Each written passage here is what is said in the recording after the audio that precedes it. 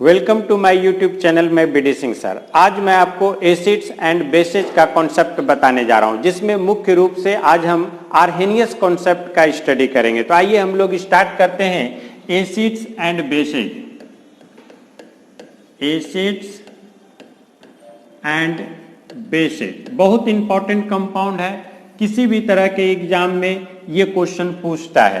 तो हम लोग देखेंगे कि कैसे किसी कंपाउंड को पहचानेंगे कि वो एसिड है। तो लिटमस पेपर पे एसिड या बेस को डालते हैं, तो अगर एसिड रहता है तो ब्लू लिटमस पेपर को वो रेड में कन्वर्ट कर देता है, और अगर बेस रहता है तो रेड को ब्लू में कन्वर्ट कर देता है। इस तरह से हम लोग एसिड को या बेस को आइडेंटिफाई करते हैं। तो जैसे देखिए, हम लोग एक लिटमस पेपर लेते हैं और लिटमस पेपर पे हम कोई कंपाउंड जैसे एसिड या बेस को हम लोग डालते हैं। जैसे हम लोग ले लेते हैं फर्स्ट में ब्लू लिटमस पेपर।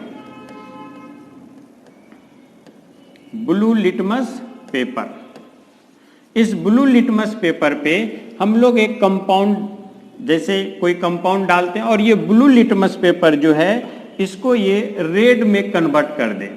तो रेड कलर में अगर ये कन्वर्ट कर देता है तो हम लोग बोलेंगे ये कंपाउंड जो होगा वो क्या होगा, एसिड होगा। अब इसी रेड लिटमस पेपर को अगर इस पे कोई कंपाउंड डालते हैं, रेड लिटमस पेपर, अब इस रेड लिटमस पेपर पे हम लोग कोई कंपाउंड डालते हैं और रेड लिटमस पेपर को ये किस कलर में चेंज कर दे, ब्लू कलर में, तो हम लोग बोलेंगे ये कंपाउंड जो है बेस है। इसका मतलब acid is a compound which turn blue litmus paper into red, and base is a compound which change red litmus paper into blue। इस तरह से हम लोग एसिड और बेस को आइडेंटिफाई करते हैं। तो आइए देखते हैं इसको। तो देखिए, लिखेंगे an acid is a compound which change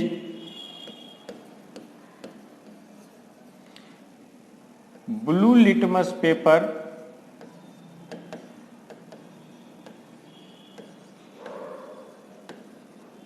into red,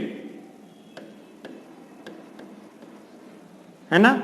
एक एसिड वह कंपाउंड है जो चेंज कर देता है ब्लू लिटमस पेपर को किस में, रेड में।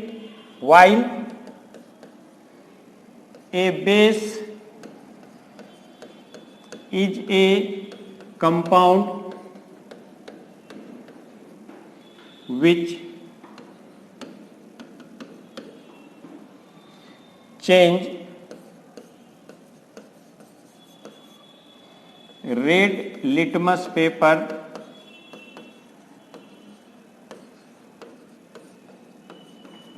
Into blue. तो इस तरह से आप किसी भी एसिड और बेस को आइडेंटिफाई कर सकते हैं। तो जब एसिड और बेस को हम लोग इस तरह से आइडेंटिफाई करते हैं तो कुछ एग्जाम्पल देखते हैं। जैसे यहाँ पर हम लोग एग्जाम्पल देखते हैं, एक ले लेते हैं हाइड्रोक्लोरिक एसिड। नाम सुने होंगे आप लोग, बहुत ही फेमस एसिड है हाइड्रोक्लोरिक एसिड। फॉर्मूला क्या होता है इसका, HCl। तो इसका अकरेंस देखिएगा, ये नेचुरली कहाँ पाया जाता है, तो नेचुरली ये कहाँ पर पाया जाएगा और वो कहाँ पर पाया जाएगा, तो वो पाया जाता है आपको गैस्ट्रिक जूस में। गैस्ट्रिक जूस जो स्टोमक में सेक्रेट होता है, ठीक है। जैसे आप देखिएगा एस्कॉर्बिक एसिड, तो एस्कॉर्बिक एसिड जो है वो कहां पर पाया जाता है, ऑरेंज में।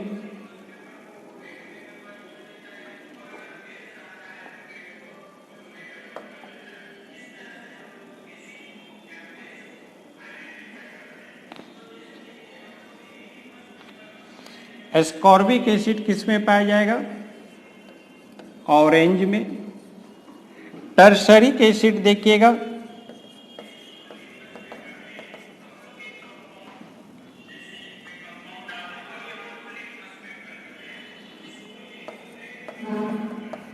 तो टर्सरिक एसिड किस में पाया जाएगा, टेमारिंड में।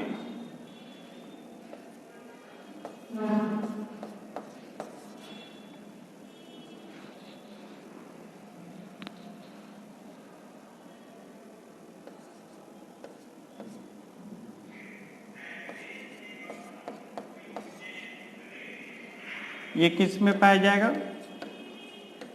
टेमारिंड में। साइट्रिक एसिड किस में पाया जाएगा? लेमन में। तो ये सब एसिड है जो नेचुरली इसमें पाया जाता है। और इस तरह से हम लोग देखेंगे, यहां पर मिट गया है गैस्ट्रिक जूस। तो हम लोग देखेंगे कि ये सब कुछ एसिड है। जब ये कंपाउंड को हम लोग ब्लू लिटमस पेपर पे डालते हैं तो ब्लू लिटमस पेपर को ये किस में चेंज कर देगा? रेड कलर में। इस तरह से हम लोग जानेंगे कि ये कंपाउंड क्या है? एसिड है। ठीक है, तो हम आगे चलते हैं।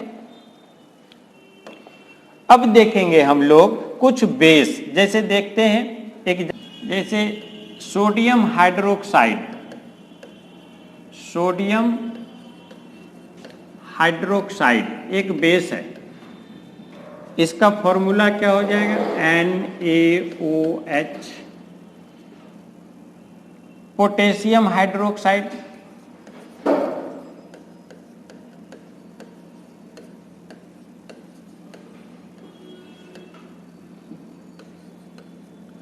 क्या हो जाएगा? KOH। इसी का कॉमन नाम कास्टिक सोडा और इसको पोटास सोडा भी कहते हैं। तो आइए आगे देखते हैं। अमोनियम हाइड्रोक्साइड,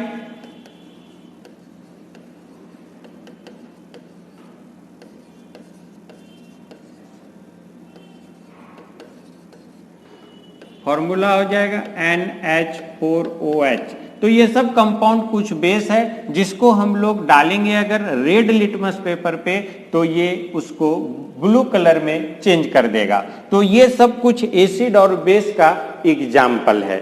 अब हम लोग मेनली देखेंगे कि सबसे पहला कॉन्सेप्ट एसिड और बेस को आइडेंटिफाई करने के लिए कौन दिया, और वो कौन दिया था? आर्हेनियस। तो सबसे पहले हम लोग देखेंगे Arrhenius concept of acid and base. कि आर्हेनियस कैसे दिया, कैसे पहचाना जाए उसके कॉन्सेप्ट के अनुसार कि ये एसिड है या बेस है।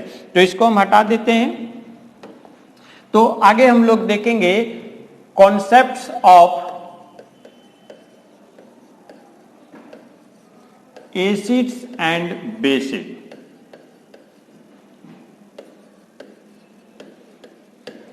जिसमें हम लोग पहला कॉन्सेप्ट आज पढ़ेंगे आर्हेनियस कॉन्सेप्ट। बहुत ही फेमस साइंटिस्ट थे। Arrhenius concepts of acid and base. Bases कर देते हैं, एसिड भी यहां। तो फर्स्ट में हम लोग क्या पढ़ने जा रहे हैं? Arrhenius concepts of acid and base. तो देखिए आर्हेनियस क्या बताया, बोला कि कंपाउंड किसी उसी को हम लोग एसिड बोलेंगे जो एक्वस सॉल्यूशन में हाइड्रोजन आयन को रिलीज कर पाए, और बेस एक ऐसा कंपाउंड होगा जो हाइड्रोक्सिल आयन को रिलीज कर पाए। तो आइए हम लोग देखते हैं। एसिड कौन सा हो जाएगा? Which can produce hydrogen ion. ऐसा एसिड, ऐसा कंपाउंड जो क्या कर पाए? एसिड एक ऐसा कंपाउंड होगा which can produce hydrogen ion, जो हाइड्रोजन आयन को प्रोड्यूस करता है। किसमें? In aqueous solution. Aqueous solution में जो हाइड्रोजन आयन को प्रोड्यूस कर पाए वो क्या कहलाएगा? एसिड। किस कॉन्सेप्ट के अनुसार? आर्हेनियस कॉन्सेप्ट के अनुसार। जबकि बेस क्यों कहला जाएगा? तो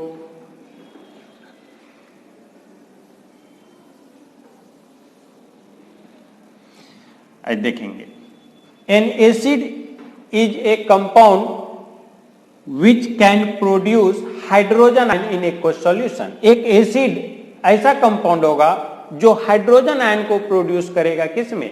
एक्वस सॉल्यूशन में। तो according to this concept, according to this concept, इस कॉन्सेप्ट के अनुसार यानी आर्हेनियस कॉन्सेप्ट के अनुसार, an acid is a compound,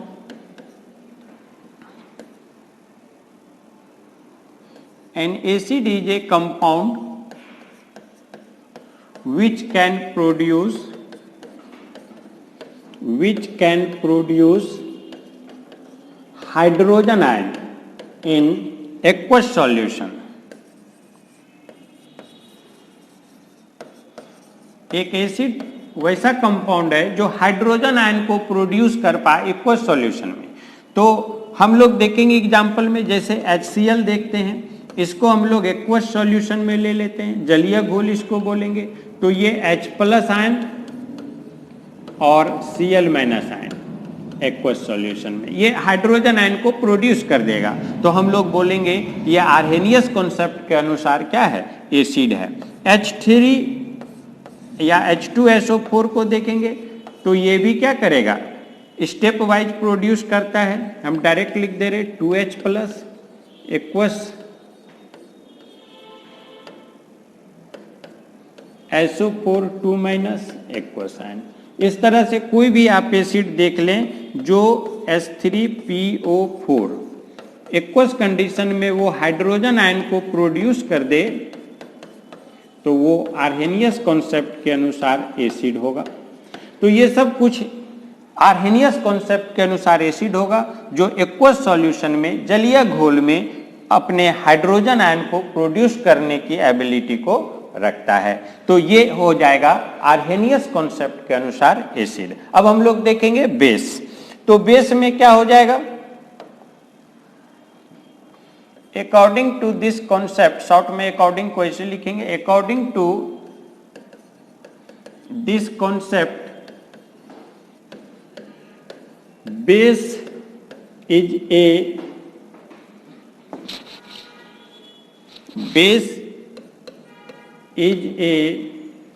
compound, base is a compound which produce hydroxyl ion in aqueous solution।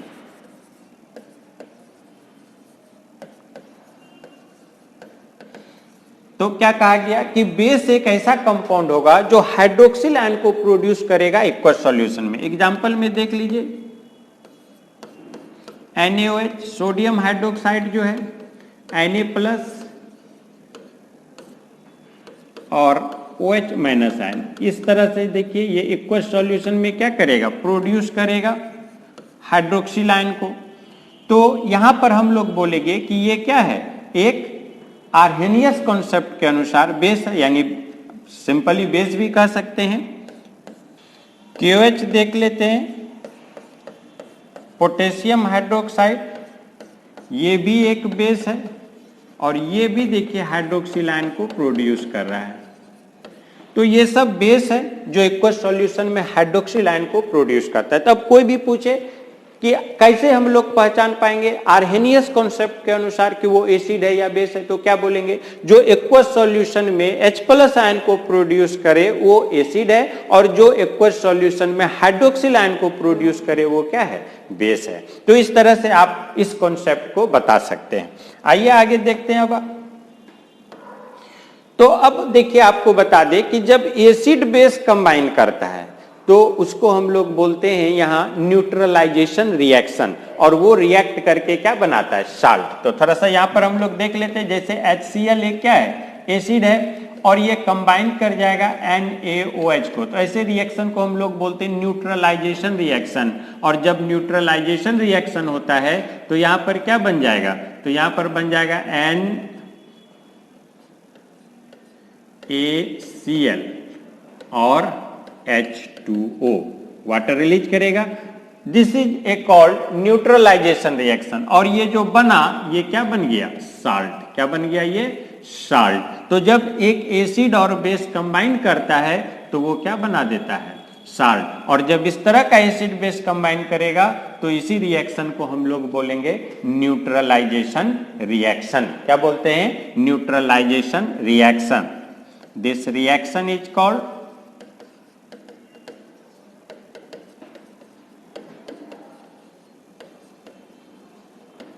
Neutralisation reaction. Clear है? अब देखिए आगे हम बताते हैं कि जब H प्लस आयन रिलीज करता है एसिड, इसको हम लोग H प्लस आयन को ही क्या बोलते हैं? प्रोटॉन। क्योंकि हाइड्रोजन आयन जो होता है, ध्यान दीजिएगा, हाइड्रोजन एटम की बात करें तो उसमें एक प्रोटॉन और एक इलेक्ट्रॉन पाया जाएगा। न्यूक्लियस में क्या पाया जाता है? 1 प्रोटॉन, और इसमें क्या पाया जाएगा? 1 इलेक्ट्रॉन। ऑर्बिट में, सेल में तो एक प्रोटॉन और एक इलेक्ट्रॉन। तो जब H प्लस आयन होता है, यानी ये हाइड्रोजन एटम है, अब ये एक इलेक्ट्रॉन को लॉस करने के बाद ये क्या बना देता है? H plus ion. यानी हाइड्रोजन आयन से इसमें प्रोटॉन तो रह गया, बट इलेक्ट्रॉन क्या हो गया? लॉस हो गया। तो ये बना दिया हाइड्रोजन आयन। तो हाइड्रोजन आयन जो बना दिया तो सिर्फ इसमें बचा क्या? प्रोटॉन। इस वजह से इसको H प्लस आयन को ही प्रोटॉन भी कहते हैं, या हाइड्रोजन आयन इसको बोलते ही हैं। इसी को हम लोग क्या बोलते हैं? Hydrogen ion. क्या बोलते हैं इसको? Hydrogen ion.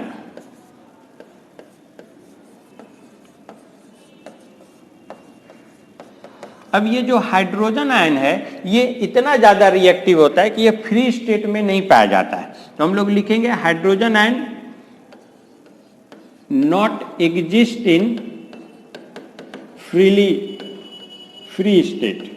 ये फ्री स्टेट में एग्जिस्ट नहीं करता है, और वाटर में अगर ये रिलीज होता है तो ये इमीडिएटली वाटर मोलिक्यूल के साथ कंबाइन कर लेता है।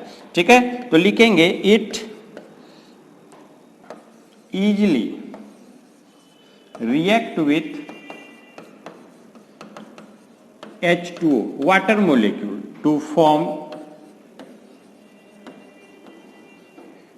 H3O प्लस आयन, जिसको हम लोग क्या बोलते हैं? Hydronium ion. क्या पढ़ेंगे इसको? ध्यान से देखिएगा, हाइड्रोनियम आयन। तो आप जानिए कि जब H प्लस आयन रिएक्ट करता है H2O से तो वो क्या बनाता है? Hydronium ion. H3O plus ion को ही हम लोग क्या बोलते हैं? Hydronium ion. और इससे इंपॉर्टेंट कि जब ये H प्लस आयन H2O से रिएक्ट करता है, जैसे वाटर मोलिक्यूल वाले किसी भी सॉल्यूशन में ये रिलीज होता है, तो ये इमीडिएटली इसके साथ रिएक्ट करके क्या बना देता है?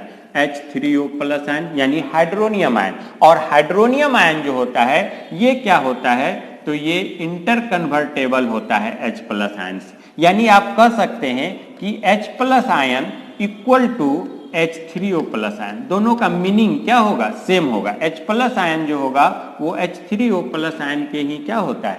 सेम होता है। यानी हाइड्रोजन आयन बोलिए, हाइड्रोनियम आयन बोलिए, इसके जगह पे ये भी लिख सकते हैं, इसके जगह पे ये भी लिख सकते हैं। Both means same. दोनों का मतलब क्या हो जाएगा? सेम हो जाएगा। इसीलिए हाइड्रोजन आयन के जगह हाइड्रोनियम आयन को भी यूज कर सकते हैं, लिख सकते हैं, इसके जगह पे इसको भी। तो बोथ मीन्स सेम, दोनों का मीनिंग क्या हो जाता है? सेम। आगे देखेंगे, हाइड्रोनियम आयन जो है वो फर्दर हाइड्रेटेड होता है, वाटर मॉलिक्यूल से रिएक्ट कर सकता है। तो hydronium ion further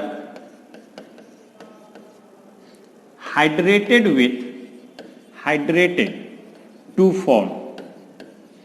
hydronium ion फिर से वाटर मॉलिक्यूल से कंबाइन करके कुछ इस तरह का कंपाउंड बना सकता है, जैसे H5O2 प्लस आयन या H7O3 प्लस आयन या H9O4 प्लस आयन etc। इस तरह का कंपाउंड बना सकता है। तो पूछा जाता है कि जब हाइड्रोनियम आयन हाइड्रेटेड होगा, जब हाइड्रोनियम आयन को हाइड्रेटेड कराया जाएगा, वाटर मॉलिक्यूल से रिएक्ट कराया जाएगा, तो किस तरह का कंपाउंड बन सकता है? इस तरह का कंपाउंड वो क्या कर सकता है? बना सकता है। साथ ही अगर हाइड्रोक्सिल आयन जो कि वाटर मॉलिक्यूल में बेस रिलीज करता है, वो अगर हाइड्रेटेड करता है, यानी hydroxyl ion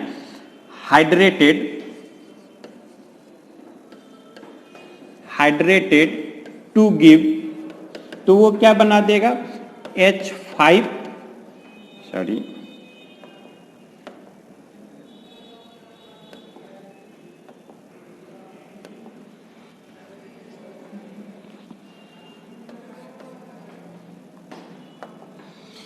hydroxyl ion hydrated to give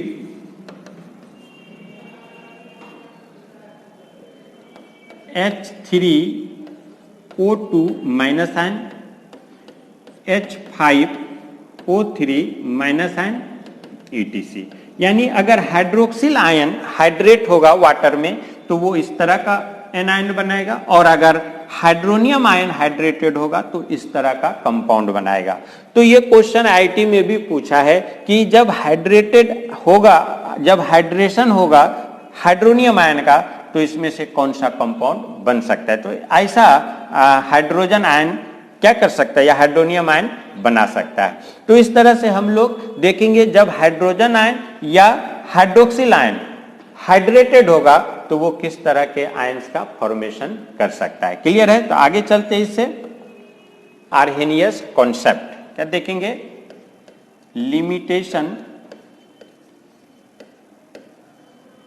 of Arrhenius concept. Limitation देखेंगे आर्हेनियस कॉन्सेप्ट का। तो लिमिटेशन में क्या हो जाएगा, तो आर्हेनियस कॉन्सेप्ट के अनुसार एसिड और बेस को आइडेंटिफाई करने के लिए उसको एक्वस सॉल्यूशन में डालना जरूरी है। यानी यही लिमिटेशन हो जाएगा कि एक्वस सॉल्यूशन रहना जरूरी है एसिड या बेस को आइडेंटिफाई करने के लिए, है ना। तो हम लोग लिखे water is necessary, water is necessary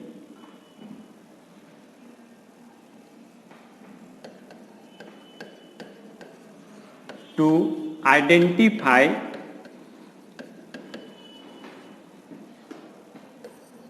acid और बेसेज। बोलता है कि एसिड और बेस को आइडेंटिफाई करने के लिए वाटर का रहना नेसेसरी है या सॉल्यूशन का रहना नेसेसरी है। विदाउट एक्वस सॉल्यूशन हम लोग आर्हेनियस कॉन्सेप्ट के अनुसार कौन एसिड है कौन बेस है इसको आइडेंटिफाई नहीं कर सकते। हम लोग लिखेंगे clearly, in dry condition acid and base can not explain. Acid और बेस को हम लोग एक्सप्लेन नहीं कर सकते। अब देखिए ड्राई कंडीशन में हम लोग एसिड बेस को इस कॉन्सेप्ट के अनुसार एक्सप्लेन नहीं कर सकते, एक्वस सॉल्यूशन का रहना जरूरी है, और यही आर्हेनियस कॉन्सेप्ट का लिमिटेशन है। अब हम लोग इसमें आगे देखेंगे कुछ मॉलिक्यूल ऐसा है जो कि एसिड है, कुछ मॉलिक्यूल ऐसा है जो बेस है, बट आर्हेनियस कॉन्सेप्ट के अनुसार वो एक्सप्लेन नहीं हो पाता है, और ये भी इसका क्या है, लिमिटेशन है। जैसे SO2, CO2, SO3, P2O5 etc. Is an acid, एक क्या है, एसिड है। While NH3 CaO calcium oxide etc is a base है, but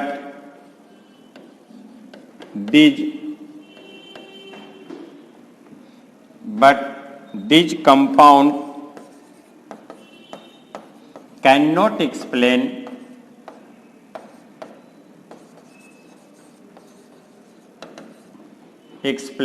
as acid or base according to Arrhenius concept.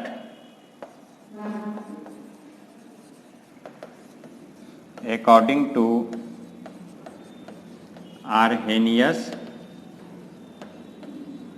Concept क्या बोला गया कि SO2, CO2, SO3, P2O5 etc ये एक एसिड है, जबकि NH3CO ये सब कंपाउंड एक बेस होगा। बट आर्हेनियस कॉन्सेप्ट के अनुसार ये सब कंपाउंड को हम एक्सप्लेन नहीं कर सकते कि ये एसिड है या बेस है। तो कई सारा ऐसा कंपाउंड था इसके साथ भी जो आर्हेनियस कॉन्सेप्ट के अनुसार एसिड और बेस एक्सप्लेन नहीं हो सकता था, क्योंकि आर्हेनियस एसिड और बेस में H+ आयन का निकलना जरूरी है, OH- आयन का निकलना जरूरी है। तो यहां पर ना किसी एसिड में हाइड्रोजन है ना किसी बेस में हाइड्रोक्सिल आयन है। इस वजह से इस कॉन्सेप्ट के अनुसार ये सब एक्सप्लेन नहीं हो पाएगा कि वो एसिड है या बेस है, और ये भी फिर इसका क्या बना, लिमिटेशन बना। लेकिन इसी थ्योरी में एक दिया मॉडिफाइड आर्हेनियस थ्योरी, जिसमें ये सब कंपाउंड एक्सप्लेन हो गया कि ये सब एसिड है और ये सब बेस है। कैसे, तो आइए देखते हैं, इसको हटा लेते हैं तो देखते हैं। इसमें हम लोग आगे देखेंगे modified Arrhenius theory. Arrhenius theory को ही थोड़ा सा मॉडिफाइड किया गया, या कॉन्सेप्ट, आर्हेनियस कॉन्सेप्ट या आर्हेनियस थ्योरी मॉडिफाइड किया गया। क्या मॉडिफाइड किया गया, तो बताया गया कि कोई भी कंपाउंड जो H+ आयन के कंसंट्रेशन को इंक्रीज कर दे, बढ़ा दे सॉल्यूशन में, वैसा कंपाउंड को एसिड बोलेंगे, और जो हाइड्रोक्सिल आयन के कंसंट्रेशन को बढ़ा दे वो क्या हो जाएगा, बेस हो जाएगा। तो देखते हैं हम लोग एग्जांपल में, यहां पर पहले लिख लेते हैं, according to this concept an acid increases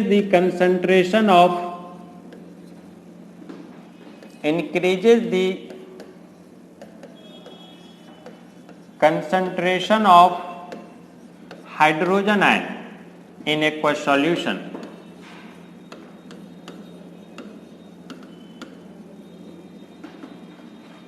In aqueous solution, while base is increases the concentration of, short में कंसंट्रेशन को ऐसे लिखते हैं, कंसंट्रेशन ऑफ हाइड्रोक्सिल आयन, है ना। तो एसिड जो होगा वो एक्वस सॉल्यूशन में हाइड्रोजन आयन के कंसंट्रेशन को बढ़ा देगा, जबकि बेस जो होगा हाइड्रोक्सिल आयन के कंसंट्रेशन को बढ़ा देगा। कैसे, जैसे हम बताएं कि CO2 एक एसिड है, तो इस CO2 को जब H2O में हम लोग डालेंगे तो ये क्या बना देगा, H2CO3, और ये फिर जब टूटेगा तो ये किस में टूटेगा, H+ और CO3 2-, यहाँ 2H+ कर देते, स्टेप वाइज टूटेगा बारी बारी से। तो इस तरह से यहाँ पर देखिए ये एक्वस सॉल्यूशन में लेंगे तो एक्वस सॉल्यूशन में ये क्या कर देगा, हम लोग बोलेंगे कि हाइड्रोजन आयन के कंसंट्रेशन को बढ़ा देगा। तो ये एक कंपाउंड जो होगा ये क्या हो जाएगा, एसिड हो जाएगा। इसी तरह से SO2 लेते हैं, इसको H2O में डालते हैं तो ये पहले क्या बना देगा, H2SO3, और फिर ये टूटेगा तो 2H+ और SO3 2-, एक्वस कंडीशन में हो जाएगा। तो यहाँ पर आप कह सकते हैं कि ये भी क्या होगा, हाइड्रोजन आयन के कंसंट्रेशन को बढ़ा रहा है, यानी ये भी एक क्या है, एसिड है। इसी तरह से आप देखेंगे ये सब तो क्या हो गया, एसिड हो गया एक।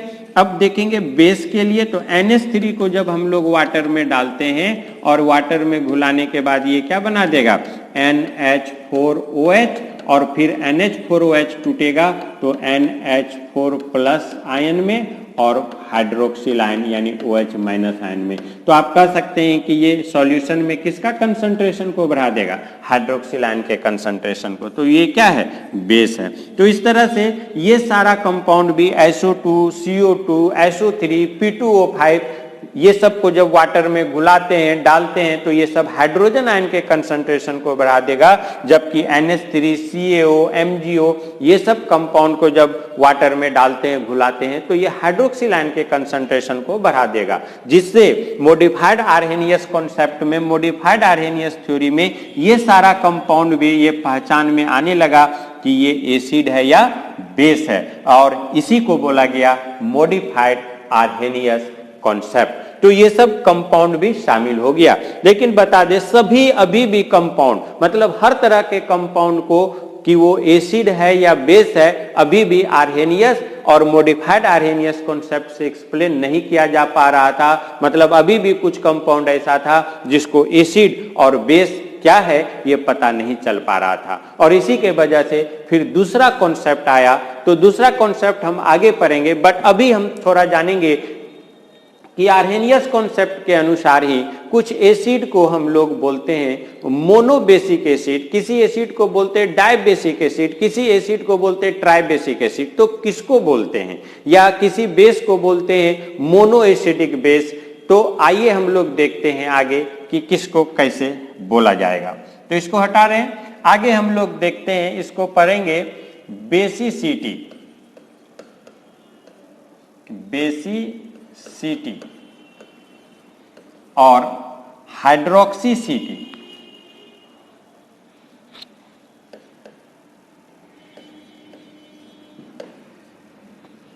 बेसिसिटी और प्रोटिसिटी देखें, बेसिसिटी और प्रोटिसिटी ऑफ एन एसिड। एसिड का बेसिसिटी होता है, ध्यान रहे, एसिड का क्या होता है, बेसिसिटी। तो किसको बोलेंगे हम लोग, बेसिसिटी। तो अगर कोई एसिड एक हाइड्रोजन आयन को एक सॉल्यूशन में रिलीज कर पाए तो उसको बोलेंगे मोनो बेसिक एसिड, 2 कर पाए तो डाइबेसिक एसिड, 3 कर पाए तो ट्राइबेसिक एसिड, या उसी को बोलेंगे मोनोप्रोटिक एसिड, डाइप्रोटिक एसिड या ट्राइप्रोटिक एसिड। तो लिखेंगे number of hydrogen ion, number of hydrogen ion produce in aqueous solution by a molecule of an acid, है ना। कितना number of hydrogen ion produce कर पाएगा एक्वस सॉल्यूशन में एक मोलेक्यूल ऑफ एसिड, उसी को हम लोग उसका वो बेसिसिटी बोलते हैं। जैसे आप ध्यान दीजिए, अगर एक हाइड्रोजन आयन रिलीज कर पाए, है ना, यानी HCl ले लेते हैं हम लोग एग्जांपल में, देखिए ये क्या कर पाएगा, एक H+ आयन को ही रिलीज कर पाएगा एक्वस सॉल्यूशन में, तो हम लोग बोलेंगे ये क्या हो जाएगा, मोनोबेसिक एसिड। क्या हो जाएगा, मोनोबेसिक एसिड, या इसी को आप कह सकते हैं मोनोप्रोटिक एसिड, मोनोप्रोटिक एसिड। इसी तरह से अगर H2SO4 देखेंगे तो ये एक्वस सॉल्यूशन में कितना हाइड्रोजन आयन को रिलीज कर पाएगा, तो 2। तो हम लोग बोलेंगे ये एसिड एक ऐसा एसिड है जिसको आप बोल सकते हैं डाइबेसिक एसिड, डाइबेसिक एसिड, या इसी को बोलेंगे डाइप्रोटिक एसिड। ठीक है, इसी तरह से H3PO4 को आप देखेंगे तो ये कितना हाइड्रोजन को रिलीज कर पाएगा, 3H+। तो इस तरह से आप इसको कह सकते हैं कि ये क्या हो जाएगा, तो ये हो जाएगा आपका PO4 3- आयन। तो ये हो जाएगा ट्राइबेसिक एसिड या ट्राइप्रोटिक एसिड, ट्राइबेसिक एसिड, ठीक है, या ट्राइप्रोटिक एसिड। तो इस तरह से ये मोनोबेसिक, डाइबेसिक या ट्राइबेसिक एसिड हम लोग कहते हैं। आगे आइए तो देखते हैं, if 1 hydrogen ion produce by 1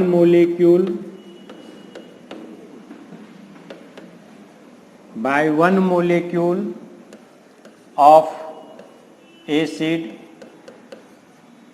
to called monobasic acid. इसको हम लोग क्या बोलेंगे, मोनोबेसिक एसिड, और इसी को हम लोग और क्या बोलते हैं, मोनोप्रोटिक एसिड, मोनोप्रोटिक एसिड। तो जब एक मोलेक्यूल एसिड एक हाइड्रोजन आयन रिलीज करता है, प्रोड्यूस करता है, तो वो कहलाएगा मोनोबेसिक एसिड, या उसी को हम लोग बोलेंगे मोनोप्रोटिक एसिड। जबकि 2 मोलेक्यूल प्रोड्यूस करेगा तो क्या कहलाएगा, डाइप्रोटिक एसिड या डाइबेसिक एसिड। देखिए नेक्स्ट में, इफ 2 हाइड्रोजन